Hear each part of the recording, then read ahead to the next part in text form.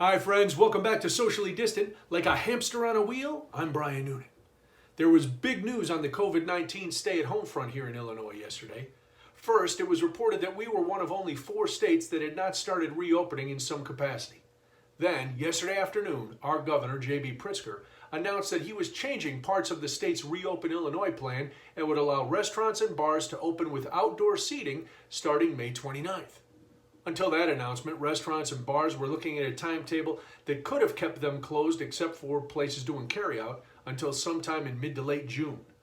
Other changes were made too, including adjustments to golf courses, tennis facilities, and state parks. But the restaurant change did get the most attention. There are details that haven't been worked out yet, but the good news is it's good for bars and restaurant owners who've been struggling for the last 9 weeks. There are still issues, to be sure. A lot of places don't have outdoor seating. How are cities and towns going to regulate now these new patios? Can people sit in parking lots to eat? A lot of things. There hasn't been talk of occupancy numbers yet. And there's always the issue of the public having to act responsibly. That's the wild card. I'm happy things are starting to open. I know a lot of small business owners that are suffering, so even a small opening is probably better than nothing. I have faith in most business owners too, especially restaurant and bar owners who've been operating under strict health and city codes for as long as they've been in existence. Their entire livelihoods are hanging in the balance, so I know they're going to try to do things correctly. Because the virus is still here, it's still spreading, and with no vaccine available yet, we have to operate with caution. That means business owners will have to figure out safety measures to keep their staffs and customers safe and healthy. And consumers are going to have to grow up and follow the rules of their favorite establishments.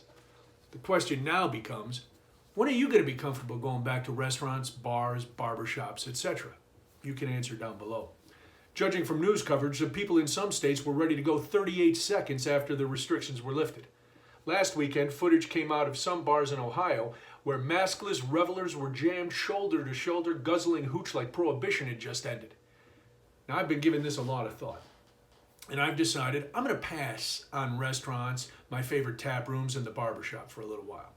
Truth be told, we don't go to restaurants all that often. We do bring in food from our local joints, and we're going to continue to do that just like we've been doing throughout this whole ordeal. I'm going to keep buying beer from my local breweries, just like I have been. But for me and my family, it's the choice we're making. And my hair? Oh well, it's my hair. I can either shave it or let it go. I'm going to let it go and see what happens. I don't know. We can do our part to help small businesses, and we're still doing what we think is right to keep ourselves safe. I'm not looking at this as a permanent solution. July 1st, we're helping our daughter move down to New Orleans. Now, initially, the news coming out of New Orleans and Louisiana was dire. Things have improved drastically, and last week, New Orleans started slowly reopening with health and safety measures in place. And by the time we go down there in 5 weeks, there's going to be more data, more firsthand experiences from folks, and the situation is going to be a lot different than it is today. So I'm not making a decision now, and I'm not saying I'm never going back. I'm hoping to go to some of my favorite NOLA haunts. But if I can't, well, you can bet I'm going to be carrying out delicious food and beverages. I have no idea when I'm going to be able or confident to go back to a big event with a big crowd. You might not be either, and that's okay. Don't feel pressured by people whose attitude might seem more cavalier than yours to make you feel like you're not tough enough because you don't want to stand next to some goof in a bar who's getting hammered and talking way too close with spittle flying out of his head like a water wiggle. As every commercial running now tells us, and cue the piano music, these are uncertain times.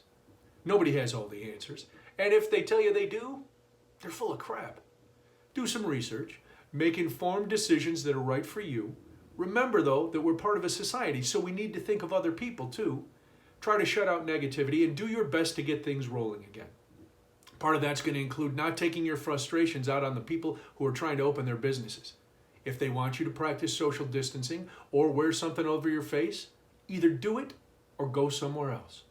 We're all trying to figure this out together. All right, that's it for today.